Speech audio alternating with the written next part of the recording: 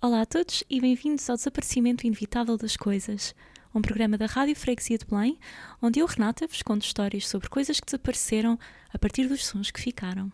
Hoje, a continuação do nosso episódio anterior sobre as formas mais incríveis de contar por esse mundo fora. O de hoje parte da arte sonora de Cecília Vicunha. El que pusito quebrado vuelve a la vida que pusito acaricia nuestro sueño que pusito. Se tivermos de contar uma pequena quantidade de alguma coisa, o nosso primeiro instinto será contar pelos dedos. Idealmente só precisaríamos de contar até 10, assim temos mais do que suficientes. Mas que outras contagens imaginativas existem por esse mundo fora, diferentes das nossas, noutros lugares e noutros tempos, recorrendo ao corpo ou talvez até a alguns adereços naturais. Contar para além de 10, chegar até às centenas ou até mesmo aos milhares. Que outras imaginações e que outros imaginários existem na matemática do dia a dia?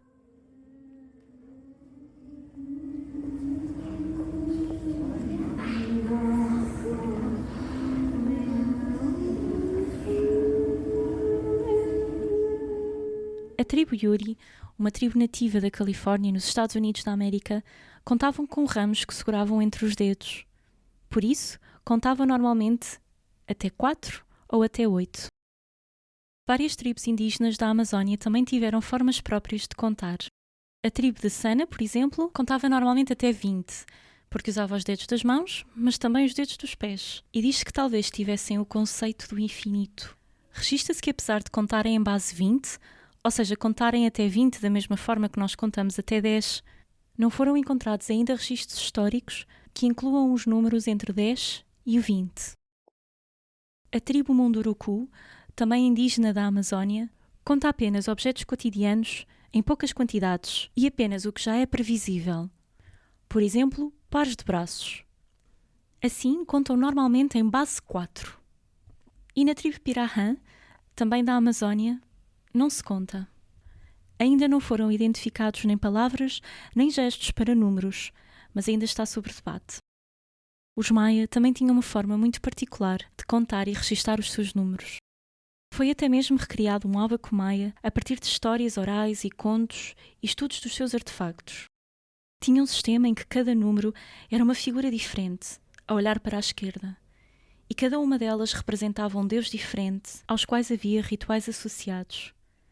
Para além disso, este sistema só era utilizado por escrivães religiosos. Era feito de traços e pontos que se começavam a ler de cima para baixo, sendo que uns representavam um total de 5 e outros um total de 20. Assim, os maias registavam os seus números de duas formas diferentes, uma mais sagrada e religiosa e uma outra mais cotidiana.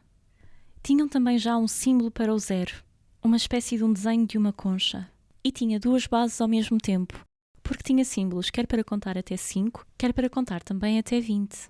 Kum, Ka, Osh, Kam, Ho, Wak, Uk, Washak, Bolom, Lahum.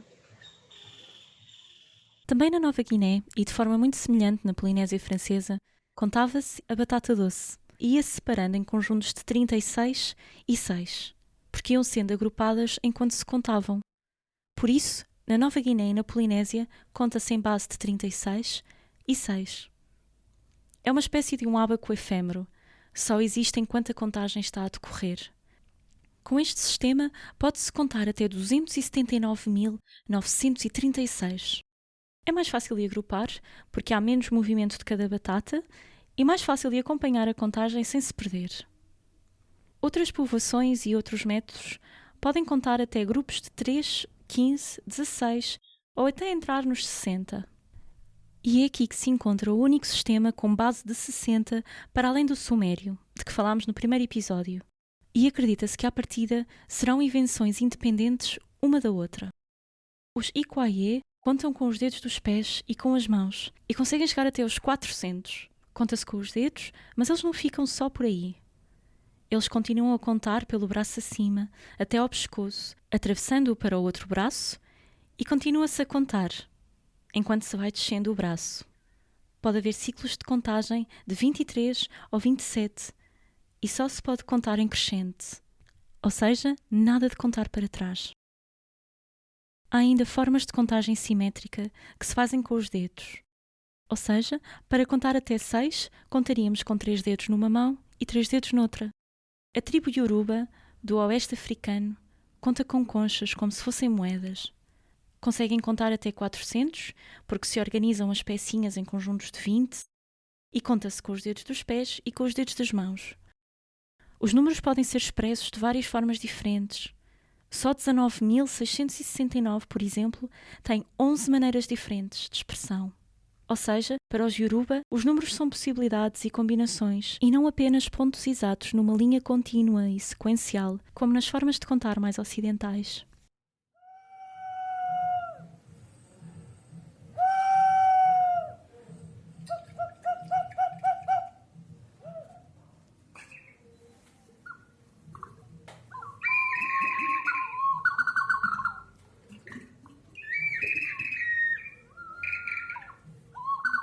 Estes são os sons dos huacos silbadores, ou vasos assobiadores, feitos no Cusco, no Peru, e tradicionais da cultura inca. Cada pequeno vaso funciona com água, que ao movimentar-se por entre a engenharia do interior do pequeno vaso, cria estes pequenos assobios. Cada um de um animal diferente, tal como a forma do próprio objeto. A riqueza do conhecimento e capacidades matemáticas dos incas está presente nestes objetos. E também numa outra invenção, esta feita de tecido, chamada quipu.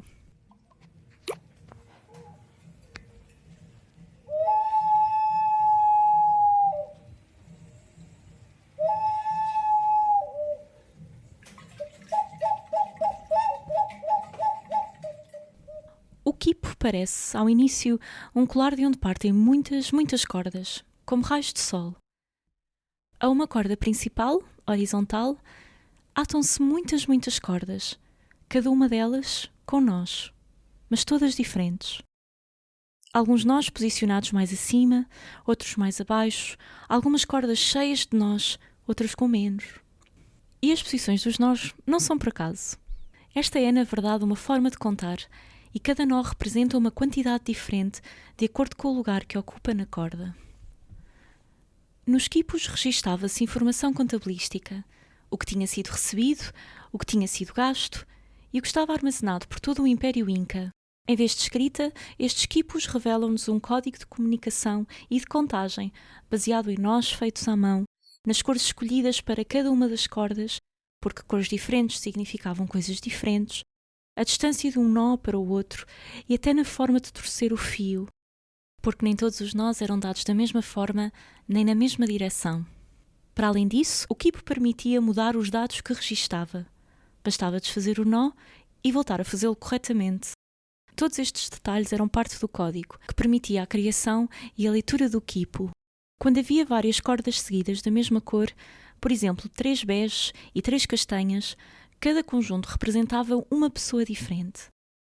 Mas se as cores estivessem em série, por exemplo, num padrão de bege, castanho e preto, e novamente bege, castanho e preto, indicava que a informação registada era sobre grupos de pessoas ou comunidades.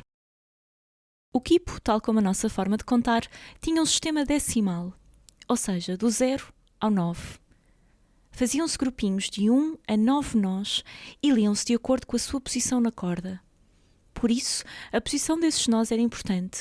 As unidades mais abaixo da corda, as dezenas um pouco mais acima, as centenas ainda mais e por aí fora. Se não houvesse nó, essa posição no número era registada como sendo 0. Se fosse só um nó, ou seja, o número 1, era feito de uma forma, mais parecida como quando atamos uma fita. Mas se fossem 2 a 9 nós, eram feitos de forma a ficarem agrupados e envolvidos pelo fio, bem juntinhos na sua posição na corda. Havia até, por vezes, uma corda que se atava na direção oposta a todas as outras, que caíam como se fossem um pendente. Era como se fosse um sumário de todo o quipo. E algumas cordas tinham ainda outras secundárias presas a si, e o quipo ganhava quase ramos de uma árvore. Com este sistema complexo, os incas conseguiam criar estes documentos têxteis para tantas coisas diferentes. Alguns eram administrativos, como censos demográficos ou o controle de tributos. Outros eram astronómicos, registavam um calendário anual de aproximadamente 28 dias por mês. Alguns eram genealógicos, outros religiosos e até mesmo históricos. Nos quipos históricos registavam-se, por exemplo, episódios das dinastias incas. Contudo, a forma de interpretar os quipos como sistema de escrita não é ainda conhecida e é possível que nunca possamos descobrir todo o conhecimento escondido nestes artefactos. Ainda assim, alguns documentos escritos mostram-nos que eram objetos usados de forma performativa.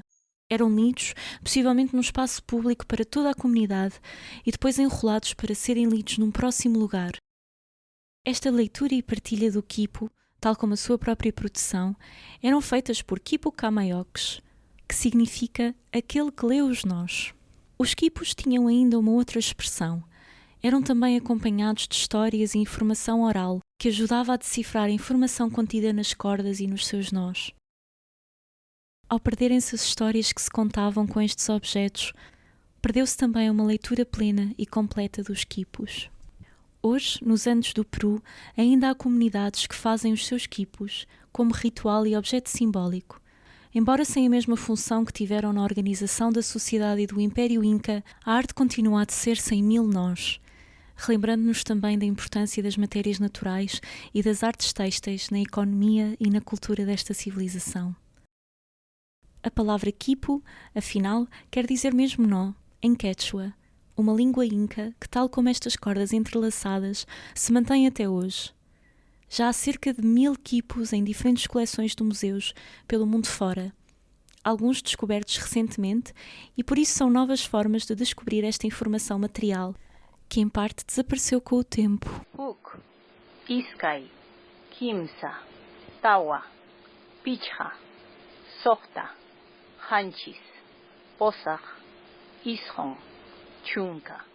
Neste episódio ouvimos os sons de Cecília Vicunha, uma artista chilena que cria arte sonora com quipos e os faz ao vivo, à mão, em comunidade. Ouvimos também os números até 10 lidos em quechua, uma língua antiga que se falava durante o Império Inca e que ainda hoje é falada nos Andes, na zona montanhosa do Peru. As diferentes formas de contar em lugares diferentes no mundo foram inspiradas pelo livro Cultural Number Systems. Obrigada por terem estado connosco nesta segunda parte em que descobrimos ainda mais formas diferentes de contar por esse mundo fora. Algumas que ainda perduram e algumas que também já desapareceram. O desaparecimento inevitável das coisas vai também desaparecer, deixando-vos com os números com que se contava no Império Inca, na língua quechua, para se quiserem praticar. Até ao próximo episódio.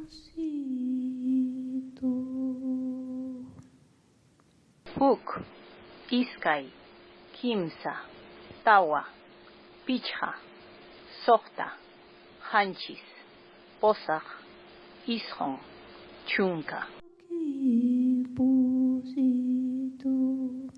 Acaricia nuestro sueño que pusimos.